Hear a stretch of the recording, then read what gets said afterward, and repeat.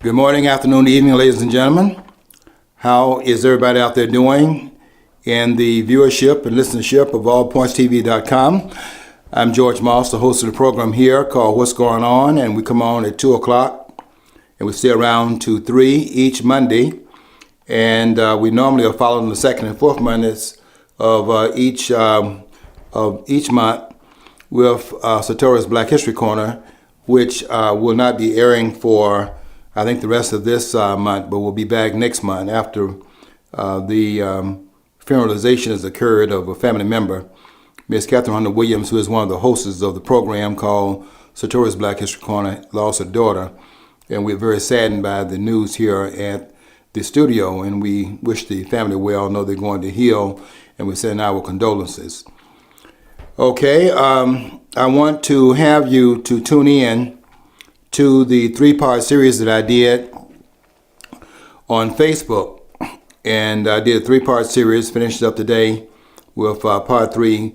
Did a three-part series on reparations. And I think that there were some out-of-the-box comments that were made, although I did use one of the premier thinkers that are out there, Thomas Sowell, as a foundational point of reference for the articles. I did take some I did have some different ways of looking at it than Sowell did, but I do think his take on it is primarily one of great insight. But my approach was to look at the issue a little bit differently than it was in Sowell's case. What Sowell was doing, and being the premier thinker that he is, he always brings a very refreshing point of view to these topics, because he's not one of those persons that embraces victimization. And I think that's what has happened in terms of those who are now calling for some payment to be made, as if you can pay back into time the restitution that was required of those who did the work but were not compensated for the work that they did. I don't think you can go back and pay that. And I think paying it forward is also disingenuous, that you can in fact write a check for those who are no longer here to receive a payment that was due them when they were out there doing the work in these fields and also in these homes. So that doesn't work for me, and I was trying to write it from a different standpoint. Sowell's point was also a good one, but I take some exception to what he said. His point was that how do you pay someone today for having a condition that was as bad as it was in the past, but today the condition they suffered has led to a better condition of those who are their descendants, who are living at a higher level and a higher quality of life than any other blacks on the planet. So how do you then make an argument that those who are their descendants should get compensation when there are no blacks on the planet who are doing as well as the blacks are doing in this country? And I take that as a very astute point to make, and I certainly have no argument with that point of view. That's pretty much my own point of view. Where we differ, and there's not so much of a difference, it is way of looking at it in a more expanded way, I think, and more expansively, is that the way I look at the issue is that the idea of reparations has been inverted. That is to say that given the fact that there was this suffering that we keep pointing to as a way of making some claim that we ought to be compensated for that suffering today, I think that we have inverted the process. Nobody else has said this, and I'm saying it for the first time here on the air, and I wrote about it in my post, is that the argument has been inverted from the standpoint of who owes who. I don't think that you can pay a debt back to those who are no longer here. So the debt is that which, given the fact that that condition made a condition better for blacks, then the payment is due back toward them from their descendants. In other words, it's been inverted as if that there should be a payment in their name, where you write a check, let's say, some material benefit that they cannot enjoy because they're no longer here, and the ones that are really the ones that should be endowed by a payment should be those who are the beneficiaries of the suffering that they went through, so that they are the custodians of that. And the payment is not in material restitution. The payment is in terms of such things as behavior, excellence in your efforts, putting forth the energy to make it worthwhile in this lifetime and in other lifetimes to come, so that whatever the suffering was, it would not be in vain, that it does account for something in the present and the future. That's how you pay it back. And so therefore, this emphasis upon persons being paid who are the descendants of a condition that made this condition better for black people than anywhere else in the world, I think is misguided. And I think that those who commented on it from the standpoint of what Sewell was doing have a very astute point of view that they made reference to in their writings. But I think you have to take it one step further than that and say that there is a repayment that needs to be made, and that's made by those blacks who are the custodians of that legacy more than anyone else is, and you have to make the most of it. And this, what I see taking place, is a disaffection from responsibility that has been laid upon us by those burdens that we've inherited from the past. And no one wants to talk about that part because it puts the onus upon something that we don't talk about too much, and that onus is our personal responsibility. You never hear these charlatans out there, these so-called civil rights leaders, most of whom are nothing but hustlers, race merchants. You never hear them talking about the restitution is owed backwards. So I don't think you pay forward, I think you pay backwards in terms of something that you do in tribute to those who went through the conditions, and so they are owed something through our own efforts because we are the inheritors of that without inheriting the suffering they went through. We are inheriting the benefits of that suffering.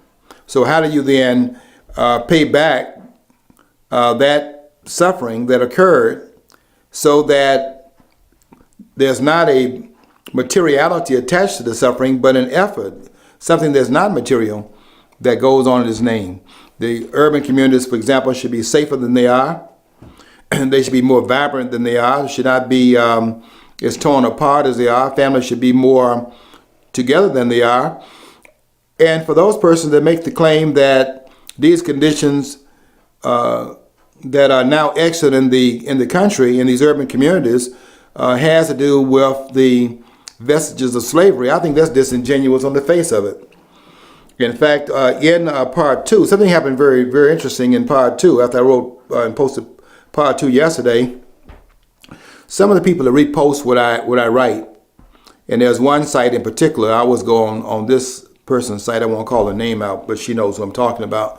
I always go on her site because I know that that's where I'm going to get most of the venom from persons that read her posts.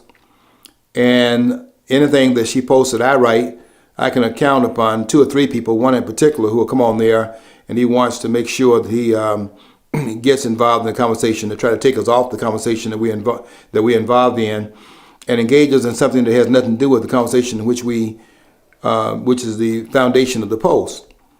And it happens every time, so I know what that's about. It's about not having any intellectual wherewithal to make a response to what's written. So he wants to take you off what's written and then begin to get into name calling and get into sewer, which is where his comfort zone is located. But I try to rise above that, and although I'm going to defend my post, I try not to go in the gutter in that defense. But in part 2, in terms of this whole issue of reparations, what occurred yesterday was that one of the other persons on there, rather than making a comment in terms of his own personal objection, did not make a comment himself, but posted a diametrically opposite point of view that was in a video that was made by Dr. Boyce Watkins. I'm very much aware of Dr. Boyce Watkins' work, and I disagree with Dr. Watkins. And that surprises people when they find that you have a disagreement, and that doesn't mean that you go to war over the disagreement. It means that you have to defend your case. But what they did in that post, and what they put that post up there for, without comment, it was a ruse that this person was using, so that the conversation no longer is between me and the person that disagreed with the post.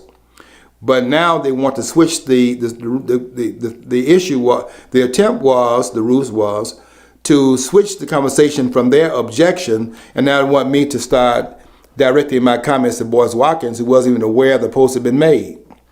You see, homie, don't play that.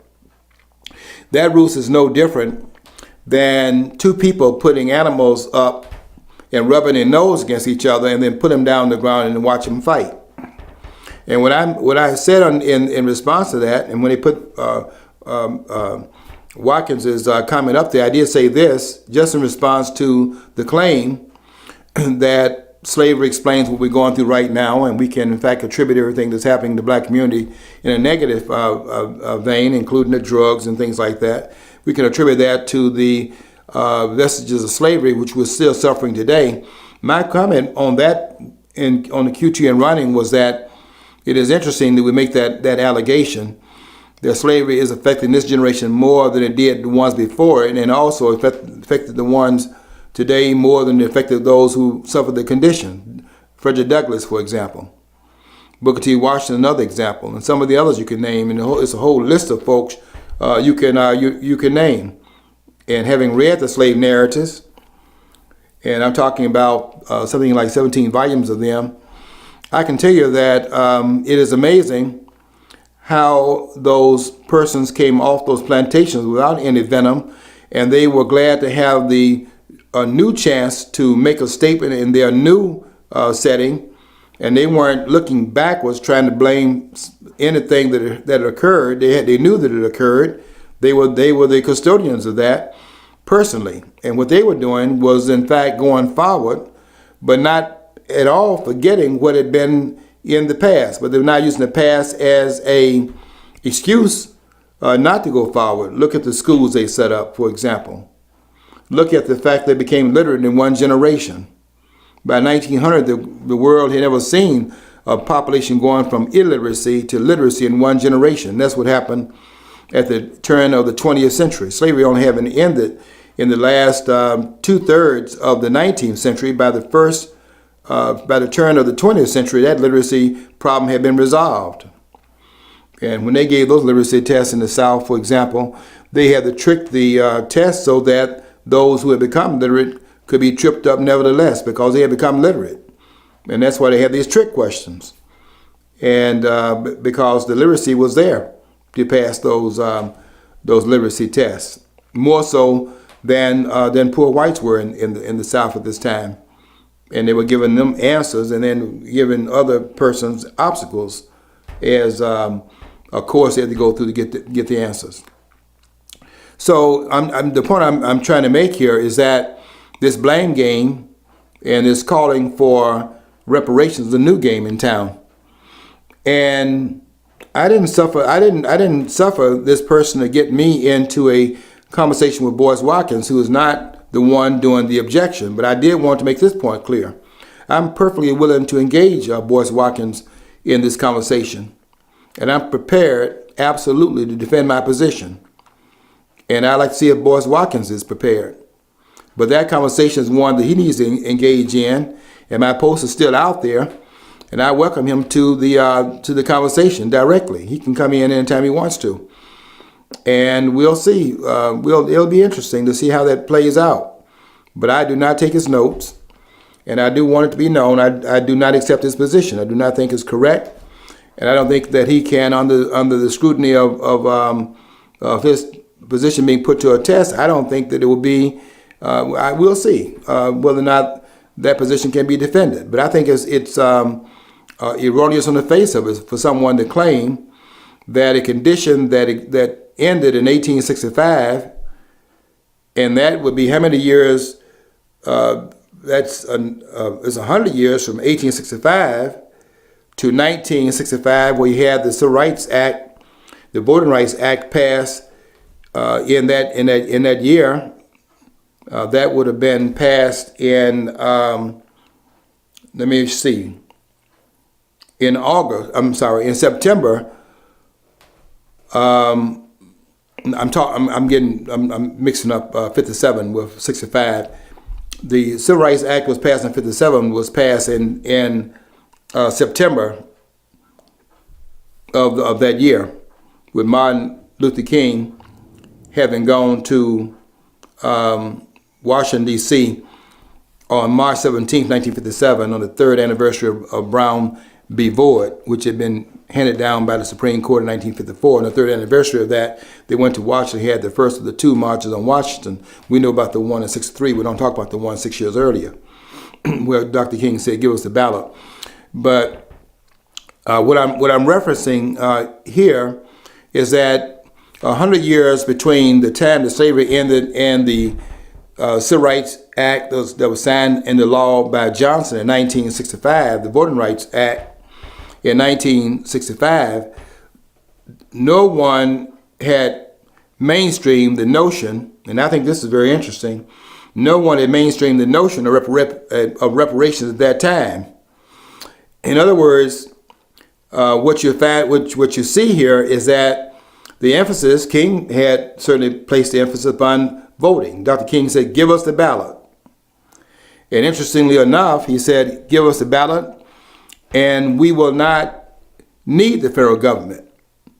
And I think that is crucial to understanding the civil rights movement, because Dr. King had ferreted out as early as 2 years after the Montgomery bus boycott, had ferreted out that the problem that the blacks had in the South was that blacks were not voting, and therefore the politicians, which is where the problem was, have taken that powerlessness and run with it for political purposes, and were giving advantages. And who doesn't accept advantage if you hand it to them, giving advantages based upon the political acumen that will accrue to them as the beneficiaries, while silencing another portion of the population politically, while in fact aggrandizing themselves to the constituency that could vote by giving them special, advantages. And I don't know of anybody that would reject those advantages under those conditions. Some were doing it quietly, but not very many persons would object to you advantaging them. I mean, you don't object to things that are benefiting you, and nobody else would do that under normal circumstances. Some were, but there were some who did that. But that's not the whole South. That's the politicians in the South, and that's been the ingredient that has been missed. Those that were the violators of those rights were the politicians in the South, and they were the members of the Democratic Party. Both of those things have been covered up. But if you read Dwayne Perriman's book called Blacks, Whites, and Racist Democrats, which is a very small book, but it's very powerful in the things that it points out. And I would refer you to page 152 of that book. If you don't go through the whole book, go through that page and read what he says there, which is one of the major pages in the book, because he draws a conclusion from all the data he presents before that. I was going to suggest here for you, I don't know if you ever thought about it. I don't know if you've actually posted it, because you post quite a bit. I'm busy doing shows, so I never, don't read all your posts. Mm-hmm. But I was wondering if you ever actually write down a list of books you find influential to your thinking, or even ones you maybe disagree with, but I think are well thought out. Maybe you should put that out there for your followers and listeners and stuff like that. Like a list. I think you're right about that, and we do need to share some other ways of looking at it by those who are the out-of-the-box thinkers. One of the problems that I made, John, when I was coming through the 70s, is I thought I was reading more widely by reading writers who were writing in the same genre. What I didn't understand is that I wasn't getting further validation of the claim. I was getting the same validation of the claim. I thought because there were different writers writing from the same point of view, that I was getting a diversity of opinion. I had to learn that was not true.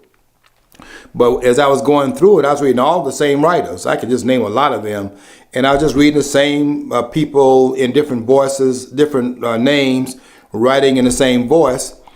And I was quoting all those writers until I realized, wait a minute, it's only when I got out of the straitjacket and I began to listen to other voices and read other voices, I began to understand that although I was reading a variety of books, I was not reading a I was not getting a variety of opinions so that I can, in fact, make a contrast between what one person would say in this point of view over here on this side and how that contrast interfaces with that which is said on the other side. I had to learn that that was not a diversity of opinion by reading the same people saying the same thing based on different writings. I think that's important then to have, why do you think the way you think? Well, here are some books that you may have not been privy to that will help you come into this part of the conversation, because you're making the same mistake I made. I took a graduate class at U of M a few years ago, and the professor there, he's very good. I mean, although he is an admitted Marxist in his thinking, he had several books for the course. I think there were 7,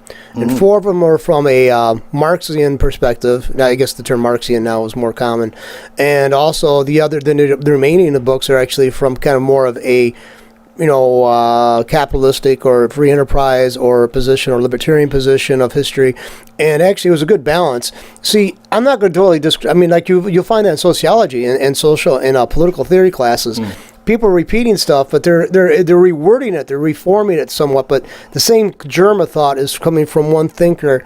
And that let's face it, Marx is a person who had real serious issues with his a lot of his stuff was like inaccurate. I mean, one time one of his books was just about ready for publication, and they found out that all the charts were in error.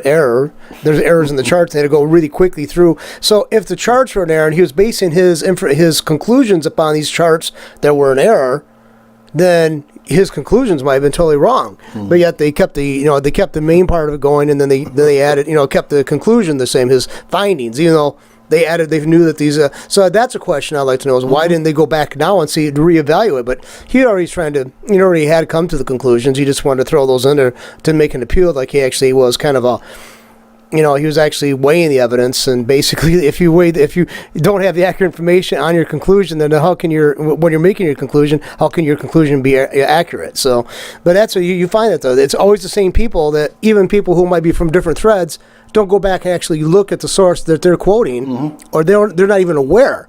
Yeah, I find the dogmatism over there with those that will continue to drink at the well in the spring of Marx's thought after the application of Marx's views have been tried and have been found wanting, and they continue to go down that path thinking it's about the personalities, and they've tried to apply these false doctrines that have not worked and will not work, but they don't give up on it.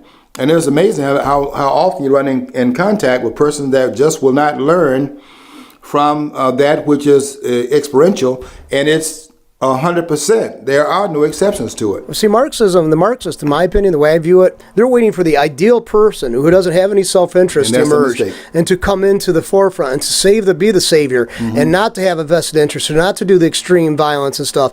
And that's just simply has never occurred. I mean, let's face it, they keep on saying, I've talked to Marxists on college campuses for years, and they always say, because the problem with communism or Marxism or whatever, it's never been adequately applied. It's never been done right. And it can't be done. I don't know who said it, and I looked it up, but that form of government, which does not take account how human nature functions, is bound to be abortive. And I think it's a powerful statement. And see, what you got to do is see how that is, and then you got to say, here's the limitations we put on these people, because we know if they get this much power, they're going to go this far, that much further with it. And that's what I mean. And that's what Marxists have this inability to see. They rail against the abuse of the capitalist system and the capitalist, but they think that the political class of the politician is different than that. Well, I run into it all the time, so I know exactly what you're talking about, John. That the learning curve is practically a zero. That's one reason why I have a lot of respect for Thomas Sowell, someone that could change his mind once he's come in contact with some of the realities of that which is theoretical. I mean, the theoreticals are one thing, but the applications of the theoreticals have to be at some point tried, and then the theoreticals at some point then is put to the test. You can't continue to go back to the theoreticals and act as if the application of it doesn't exist. And what they continue to do is look at that which is written in theory and not that which is applied from it, and see how it works in actual practice. And all of the examples of it, you can't claim all of this because of people like Stalin and Mao and Lenin and other person like that, and they've just got it wrong. And put the right person there, then the application would be different. When there's no example in history, and no country in history has it been different, even before they began to put a name on it, because you only call it Marxian with the Communist Manifesto that was published in 1848. Before that, they didn't call it communism. It was communal, and you could call it a lot of other things. But what is noted throughout the annals of history is that that there was no wealth creation before there was the advent of capitalism, and that's why you see these armies that would march into certain places, take the loot, and carry it back home. And once they got back home, because your memory was that they would come back if you did not give them tribute once they left, you continue to send tribute there to keep them off your territory. And that's how countries got wealthy, taking the loot of other countries and putting it in their own treasury. And no creation of wealth had occurred. And underneath too, the communist nations, the Soviet Union, Russia primarily, did that to the satellite nations all the time. They took the food, they took the natural resources, there's food sources from everybody else. They're no different. And the thing is, they didn't even compensate these people for it, even make an attempt. If they allowed them to live, that was considered, I guess, compensation enough. Yet they railed against the capitalists who might pay a pittance for what the value of the product was. But at least they got a pittance out of it. They had something there. What do they have out of the communists? Poverty, destruction, starvation. When they took their food reserves and shipped them into the cities where to me, they're the biggest hypocrites are Marxist. Yeah, I look at the reparations issue as an inversion of that process, because what is the reparation issue really about? It is about the state taking wealth in the form of taxes and confiscating wealth, which is a Marxian idea that the state will in fact control the means of production, the wealth of the state, and they would in fact distribute it in ways which brings about a certain egalitarianism among the population, so no one rises too far above the group and all have a sameness of their compensation, none standing out above the fray, but everybody pretty much is even, and you have what amounts to a distribution of the resources, but the resources are limited because nobody's producing wealth, because there's no incentive to do so, because you're going to get the same anyway. So then why should you put forth the energy to rise above anyone if the outcome is going to be the same? It is predetermined before you even get started. That's why it cannot work. And why every state where it's been tried, the outcome has been different. We look at the latest example, by the way, of that would be Venezuela. We tried. They were applauding Chavez, and he's giving out sacks of potatoes and come to the trucks, and they're passing it all out on the films, the last vestiges of capitalism in Venezuela. And there was a certain amount of production that went on, but as they were passing things out, and those who were the producers that produced in order to create the wealth that was there, at some point in time they see it being distributed where there's nothing coming back toward them. They have no incentive to produce, and so what began to happen was what we've seen happen in all the places where this idea has been tried. And that is, at some point, the residuals dry up, and nothing is being produced to put in its place. And what you had then was bread lines and lines around the corner, people trying to find something to subsist on and can't find any bread in the stores because nobody's producing anything. So everybody who comes out, standing citizens, are out there standing, waiting for something to happen, to come to them. That's what they're doing. And they don't produce, John. And see, Maduro is only paying the price. Of course, he continued the stupid policies of Hugo Chavez, but all Maduro is doing down there in Venezuela is suffering the consequences of his inheriting a bad idea and walking down the road at the final end of it and suffering the consequences of him not reversing the course before it ran down to the cliff. If he had reversed the course at the time, there was some productive effort going on, and had added to it by the state backing off of its confiscation of the resources of the country, the outcome would have been different. But look down in Venezuela right now and see what's happening. And we've seen that over and over again because, as I said, the learning curve of these persons is practically zero. They're going to have a brain drain, too, because I used to talk to a girl on Yahoo Chat, and she was from Venezuela, and now she's abroad. She's an architecture student. She was working for an airline. Last I knew, as a flight attendant. She was doing much better. I think she was in Dubai last time I was talking to her. But her mom had she was selling like sanitary napkins, stuff like that, and it was something they couldn't get in that country. And she was making good money doing this, and she was getting under attack too. And then Chavez put how much money they could. How much they could put on their credit cards. Well, let's face it, you got a business, you're going to have a credit card or some kind of credit line. So that kind of put it in position on the family too. So, I mean, and look, if that person was a go-getter. I mean, now you got that brain drain going on. It's going to happen. It's going to be, right. You're going to see a dramatic increase in that. They'll be running to those states that have more liberty. And some of them even doing it here, where they're running to countries that have more liberty than they have here in the marketplace, because that's where you can have the freer flow of ideas, and you can incubate your own actions to advantage yourself. But you can't advantage yourself without advantaging others, but you certainly want some benefit accrue to you, since you're the one putting forth the effort, and you are rightly deserving of compensation for that. But you can't be compensated for anything if you're going to do it all in a vacuum, and you are selfishly holding things close to the vest without sharing it. Because then how can you get a benefit if you're not investing in the lives of others? And that's the way the capitalist system operates, and the only system we've known. This is what Friedman was trying to point out, that the only system that's known to humankind that allows that to happen is the capitalist system. And we don't have anything, unless somebody comes up with something in the future, we don't have anything right now that trumps that. Here's the point too. They always I've heard these, especially the progressive Democrats, talk about how we got all pulled together. It's nobody. There's shared ideas, there's shared resources. It's unfair the capitalist enjoys this huge disadvantage materially.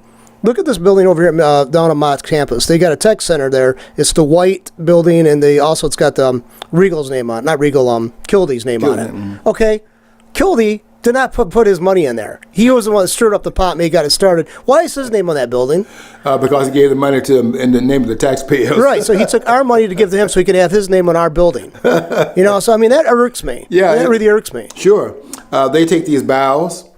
You see, anytime you are asking for the state, and this is what reparations is doing, these proponents of reparations are doing, they're asking the state to confiscate the wealth that belongs to someone else and give it to those to whom it does not belong, and to those who have not earned it. Even if you say you're doing it in the name of the slave population, those persons are not here, and to take it from those who are the ones that have the wealth right now, which does not stop anyone today from getting wealth, because in a capitalist structure, even though we are a semi-capitalist structure right now, you do have enough room. They haven't shut down all the liberties in terms of being able to advance, and there's enough room to move in so that whatever was passed down from the past, it allows enough room to move in to where you can still create wealth in the American society more so than you can anywhere else on the globe.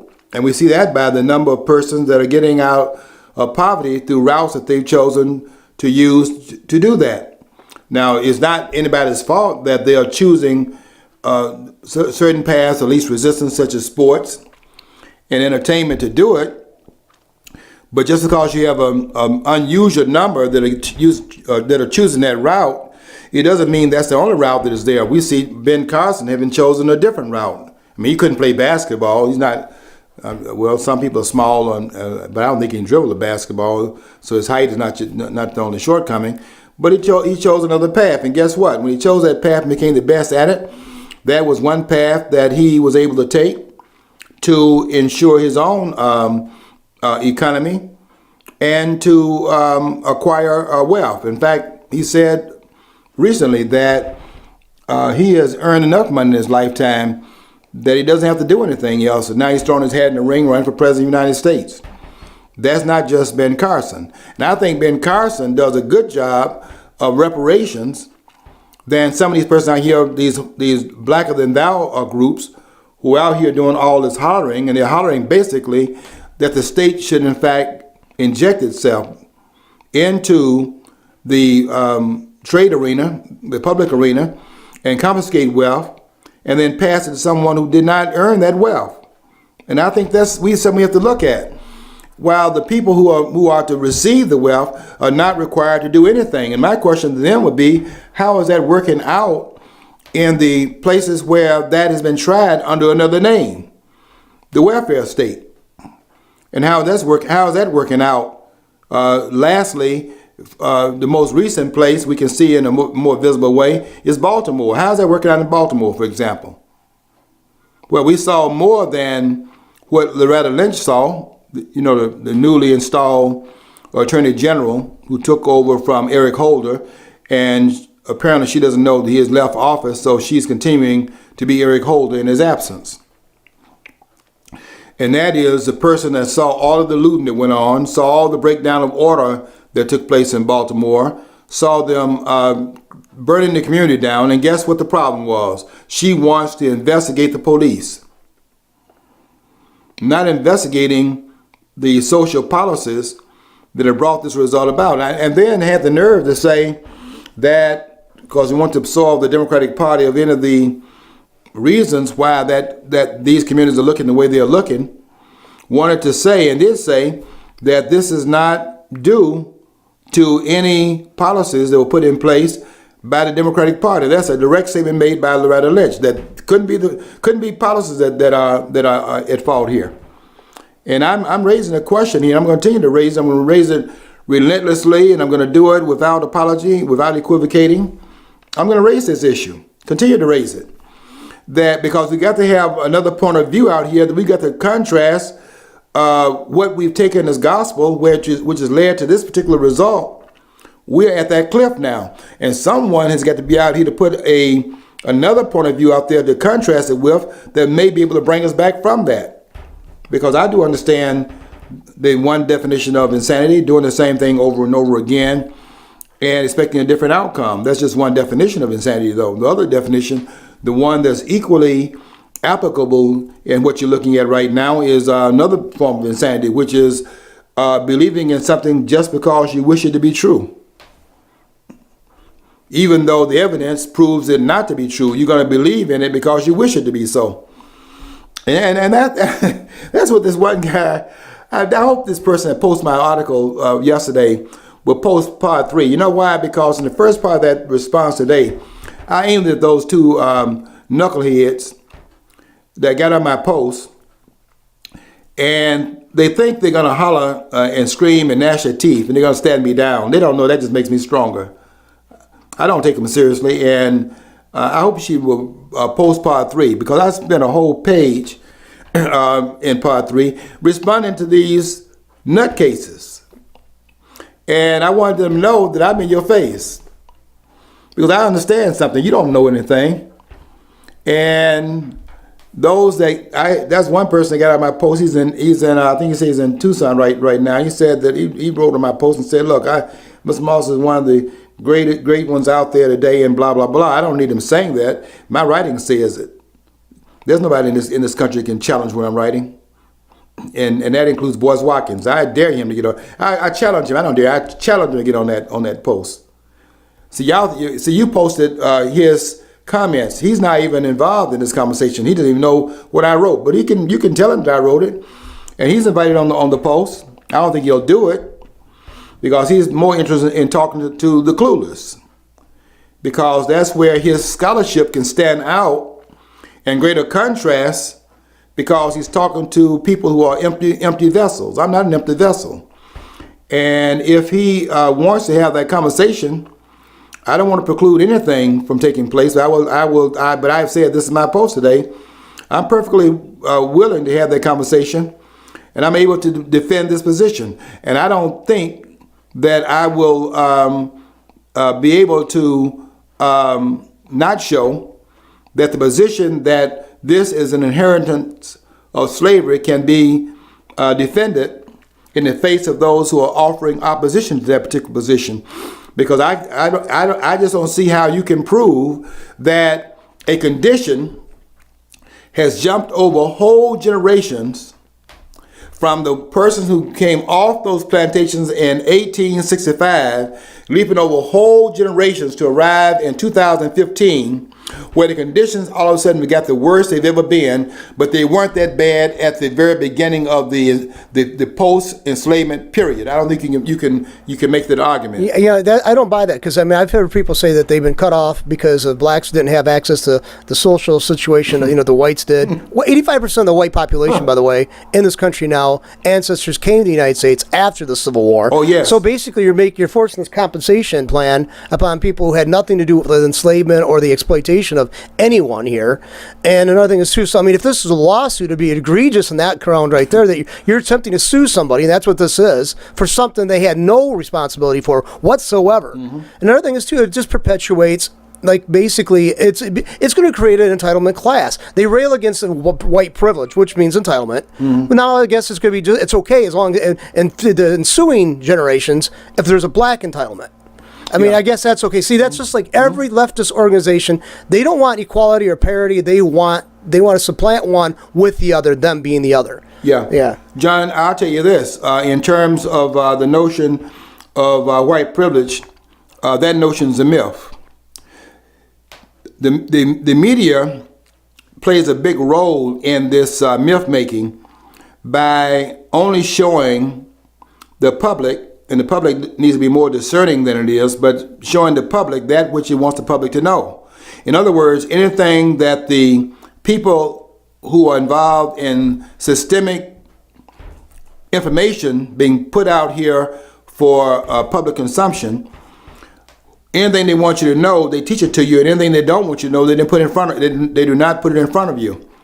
As can be seen by the fact that every time there is a situation involving a black victim, that is in fact looped in the media as if it's all overwhelming. And I look at these cases that they have where they try to show how underserved blacks are in this country by the resources of the country, and I look at how they frame that which is oppressive and see most of it, almost all of it, is a fabrication. And I even looked at the speech made by Michelle Obama, and I can hardly wait. I don't know how many seconds it will be. I know how many, they say 20 months before the first family leaves out of the White House. It can't. I want it down to seconds. How many seconds will that be? When this first family is gone, this country should celebrate this. Michelle Obama is a good case in point of this victimology that has been embraced by blacks. Can you believe a woman that's a first lady of the country would go to Tuskegee Institute? This school was built by a former slave. I want that to sink in for a minute. Tuskegee Institute was officially opened July the 4th, 1881, under the person who was born in 1856 or 1857. We don't know which one of the dates is true because he was born into slavery, but slavery wasn't born in him. And he gives as the possible dates of his birth 1856 or 1857. So in his 20s, this young man who at age 15 had walked 500 miles, I don't mean in one day, over a 3-month period of time, pretty much going from one place to the other on his way from Malden, Virginia to Hampton, arriving at Hampton Institute that was set up by Samuel Chapman Armstrong, a vocational school, and was an outstanding student when he was there, so outstanding in fact that Armstrong had recommended him when it became open that there was a school they wanted to set up in Alabama. He recommended this student who had come to Hampton wearing the same clothes he had worn for 3 months. I mean, this person slept under the sidewalks, waiting till the sidewalks were clear, and then sliding underneath the sidewalks. You know how you have the pavement coming out from the street, and then underneath there some place for you to rest, using his satchel as a pillow, and then finally arriving there. When he got there, you can imagine the condition he was in, wearing the same clothes, unbathed, and so on and so forth, and probably hair was unkempt. And he's up there asking for entry into Hampton Institute. And they didn't want to discourage him. Anybody that walked 500 miles to get there, and he's now at the doors asking for a chance, but they wanted him to eliminate himself. They were not going to do the decision. They wanted him to be the deciding factor whether he gets in or not. And they asked him to clean up that room. The woman knew that he would not pass that test. Look how unkempt he was.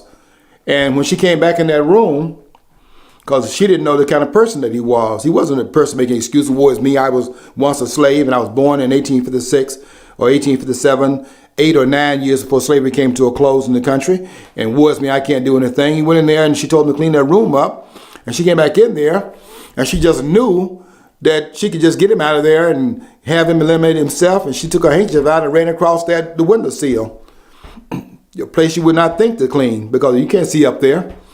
And she went right to where the dust would be, and what she thought he would not have cleaned. And that handkerchief went up there, and it came down the same way. It made her head snap and her eyebrows raised. Then she went underneath the desk and the chairs and did the same thing, and that the color of that handkerchief did not change. And that's what got him in there. And then his excellence, reparations paid to the ones that had come off those plantations, that did not in fact commit suicide, paying them back. How? Through a check? That's mockery. Paid them back through his own efforts. And then paid not only them back by his own efforts, but paid them forward as well by setting a school up that is still there. That's the school that Michelle was speaking at. And you would have thought, I wouldn't have thought, because I've been studying this family now since 2008, when Michelle Obama had said that this was the first time something that had happened in her husband's life. Couldn't see anything that happened in anyone else's life that would have been of some benefit to black people, but because something happened to her husband, maybe his winning the nomination for the presidency in the Democratic Party, for example, the first time she had been proud of her country. That should have sent all kinds of signals up in the air, smoke signals, that we got a problem here. And all we've seen from this first family from that point forward, ever since the inauguration on the 20th of January 2009, has been an indication of this first family's disaffection from this country and their outright disregard and disrespect, don't get me started, for this country. I have not heard one compliment of anything this country does well. And it has to be doing something well because it's a magnet for the black folks who are not in this country trying to get here. And they're doing it on rafts to get here. But she goes there to Tuskegee Institute, which was put together and built from the ground up. You ought to go and read about this in the book called Up From Slavery, written by Booker T. Washington in 1901. In his book called Up From Slavery, which is a classic, should be in every classroom, certainly every urban classrooms, because he didn't take any prisoners. He hit the ground running, was glad to have obtained their freedom. They looked back at it and went forward with the goals they had in mind, and used that as a place to remember so they could understand what they were working toward. And he built that school from the ground up, and when the students got there, they've gone there to learn French and Latin and the classics and Greek and all of these things. And there they were working on putting concrete, mortar in buildings and building the school from the ground up. And they were saying, we didn't come here to work. We came here to learn some French. And Washington put them to work. And they built that school through their own hands. And then when people saw them building the school and saw their own efforts, guess what they did? They subsidized the efforts by doing some other things. The money class in the North saw what they were doing, saw what Booker T. Washington was doing. Certainly saw it at the Cotton Exposition, September the 18th, 1895, and saw that this was something marvelous here. 1895, 30 years after the Civil War came to a close, there's Booker T. Washington speaking at the Cotton States Exposition in Atlanta. And there he's up there talking. He's not talking like Michelle was talking. He wasn't talking about woe is me. He was talking about the possibilities that were there. for blacks and whites, telling blacks and whites to cast down your buckets where you are. That the South will either 16 million hands, there were 8 million blacks at that time.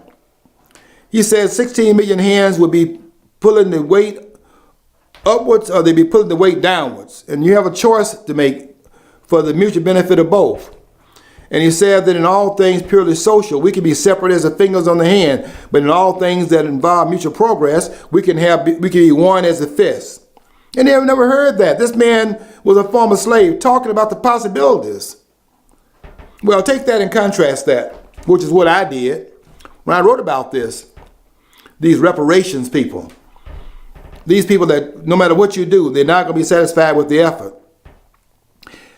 And Michelle goes down there. Now these are people, by the way, who have worked 4 years, right? They did the classroom. They went in there, took their notes. They worked hard. Hopefully they got something out of the educational process they can benefit from for the rest of their lives, and they can go and make a career for themselves and do something very worthwhile in their community.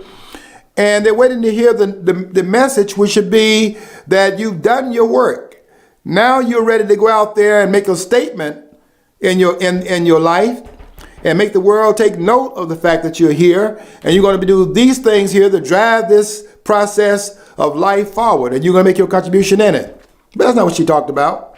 She went down there and talked about how she was so oppressed.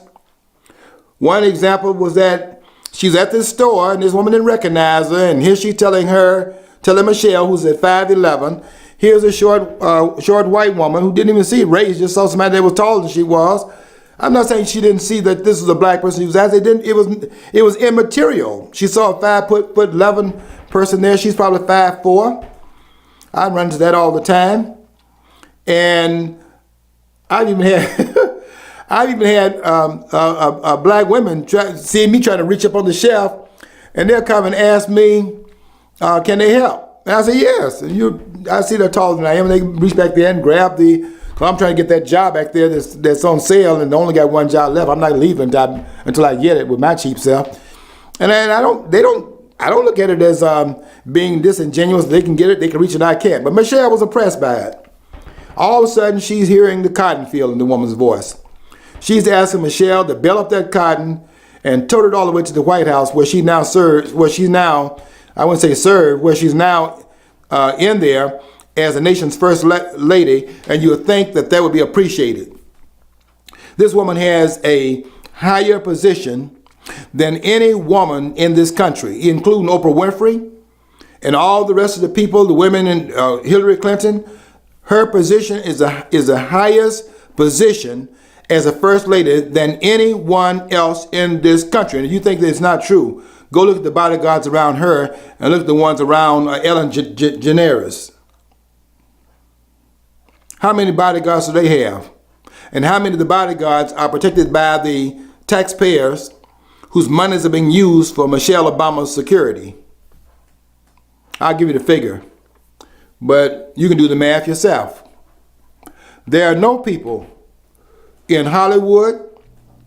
There are no people outside of the government or inside of the government. And if you know them, name them.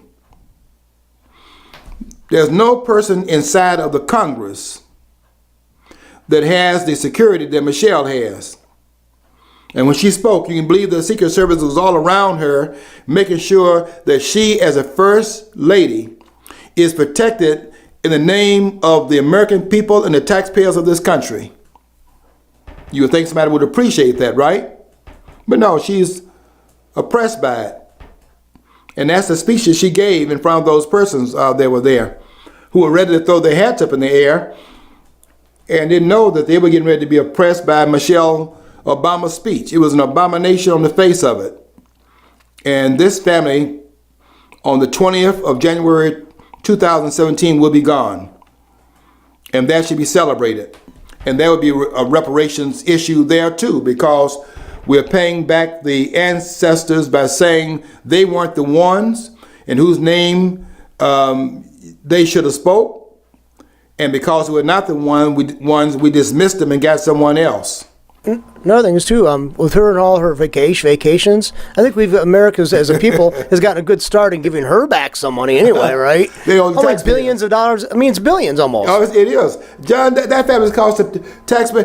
When they ride on these planes, because let's be honest here, I don't want to get in people's family business, but they ride on different planes. You figure out the reason why that goes on. And they go to the same destination riding separately, and that's a cost to the taxpayers. They don't care about that. That's in your pocket, not theirs. And as somebody, I mean, I've had blacks accuse me, like, well, the other presidents travel with their families. I don't remember a president with their Not family like this. travel as much as this family No, not like has. this. I don't remember. It could happen. Let me put that warning. Not there. to the extent But we to see my it with this extent, family. No. In fact, when Kennedy was president, because Jackie was an asset to John F. Kennedy, if you saw him on these trips, I'm not saying later on in some private quarters, but certainly on these trips, Jackie was such a personable presence that the president lauded her and would say that, she's not here now, but she's coming. She's in the hotel getting ready, but when she comes out, she's a lot better looking than all of us are, and therefore, we wait. But she was there coming to the forum. She was riding in that car with him down there in Dallas, right next to him. Got off the plane together. That's what you saw in all those clips leading up to what occurred in the tragedy that occurred in Dealey Plaza, because that's how they presented themselves. And everybody loved it. Here's Camelot, and we love that in terms of seeing that family. But this has been a different experiment here. And I have to say this, the country is now recognizing that in its attempt to do the right thing, and I give America a lot of credit for that. I know exactly what America was doing in 2008. Taking a chance, because it wanted to be fundamentally fair, having 43 presidents, really 42 because Grover Cleveland was elected in 1884 and elected again in 1892. I'm sorry, 1884 first of all, and then 1892 after Benjamin Harrison had sat in for one term, and then came back in non-consecutive terms. The only time we've seen that, where a president was elected in non-consecutive terms. So we really had just 43 different presidents, but Obama being the 44th because of the non-consecutive terms of Grover Cleveland. But you would think that given the fact that we have this need, and American people almost have a need to be fair, to be seen as being fair. And for anyone to play up on that, and that's what Obama did in 2008, because he knew that propensity to want to be fair was something he could appeal to, and that's what he, in fact, did. John, what was that time again? And so that was something that he appealed to, because otherwise, Obama doesn't throw his hat in the ring on February the 10th, 2007, when he stood on the stairs of the State House building in Springfield, where Lincoln had given one of the statements he made in these debates. It wasn't that Stephen Douglas was there at that particular time, but they had these the Stephen Douglas Abraham Lincoln debates in 1858, and he stood there and gave his Two Nations speech, and that's where Obama made his announcement. But he knew that the symbolism would be such that the American people wanted to be fair, would see it as this person is the custodian of the Emancipation Proclamation, the custodian of the 13th Amendment, and those amendments that came thereafter, and it's restoring a wholeness to a part of the citizenship whose citizenship had been denied at the foundational points of the nation's history. So the restitution they were trying to make in terms of taking a chance, and he knew that tendency was there. And then to get in there and do what he did not only disserve the American people who were willing to take a chance, but it also disserved those who were the ones in whose name he stood on that platform and spoke, knowing that he was in fact disguising himself. He was never that person, nor was he even a part of the history that he claimed to have been a part of by standing there. Because as quiet as it's been kept, the Emancipation Proclamation did not have anything to do with Obama. I mean, if it did, what? This is the kind of charade that was being passed on, and he knew exactly what he was doing. And what you're seeing now is this person unmasked, and so is Michelle, as we're looking at it. I will stand on what I've been writing in this post. Part 3, I'd like for you to read it because there are some really out-of-the-box concepts in that particular post. And I'm going to eventually be seeking to publish some of those commentaries that have been placed there because I like to share them more widely. Many persons get on my post and say, you need a bigger forum.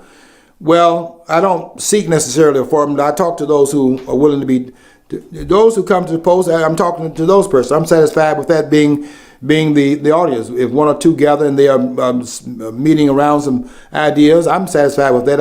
I can't save the whole world, nor do I seek that. I do seek to have a presence. And I do understand the limitations of our presence because we're in a certain location, a certain voice, certain interactions, and it doesn't include the whole world. You're not going to save the whole world. Try to save the landscape and the piece of real estate that you occupy. If you get that part of the world saved, then let them do their work from that point. And it begins to spread out just like the pebble in the water. You have to throw the pebble out there, and the pebble has a ripple effect. And there's a pebble in the center, and the effect is outward from where the pebble landed in the water. That's the goal. And I expect each one of them to take their responsibility and spread it outward. I guess I'm going back to the book written by Price and Cobb called The Jesus Bag. Your Jesus Bag will start out with 12. And did it stay 12? No, the 12 did some work. And then the person they talked to, they did some work. And all that writing back and forth, and they're now getting their infancy, and you're trying to get them stronger, and they're standing up, and you look what happened as a result of that. And you see that throughout. It's a ripple effect. You can't do it all. So you start small, and you try to make the effect and have people do their work. And before you know it, the influence is much wider than just those 12 to 15 or 20 people that get on your post and say whatever they say. The ones who read it from their posting, and they say what they have to say. And before you know it, the ripple effect is much wider than your own presence. But I do plan to do some publication on it. Anyway, I want you to take note of it because I do spend some time in writing these posts out. And I don't spend all day in it now, don't get me wrong about that. But I do put some time into it, and I do proofread it. I go over it a couple of times making sure that I've said it the best way that I can. And I even make I do some editing of it once I post it because I go back and I find out that I could have said this a little bit differently. And so I do some editing even though it's online. So those who print my posts, sometimes it's nothing dramatic that's changed. I may make some grammatical changes, or this is not as coherent as it could have been. I may make an alteration in a sentence or something like that, but I don't change the points that I put online. I don't ever go back and change the points because I thought the points through before I put it on there. But that's the other story. Okay, we got to get out of here, but I do want you to stay tuned to all the programs we do here at allpointstv.com. And I want to again say to Miss Catherine Williams and family, the studio sends out its condolences to you, and we hope you're back real soon. See you again in June here in the studio. Until that time, until next week for all of you, we want you to follow your dream, because if you don't follow your dream, you'll never know what's on the other side of the rainbow.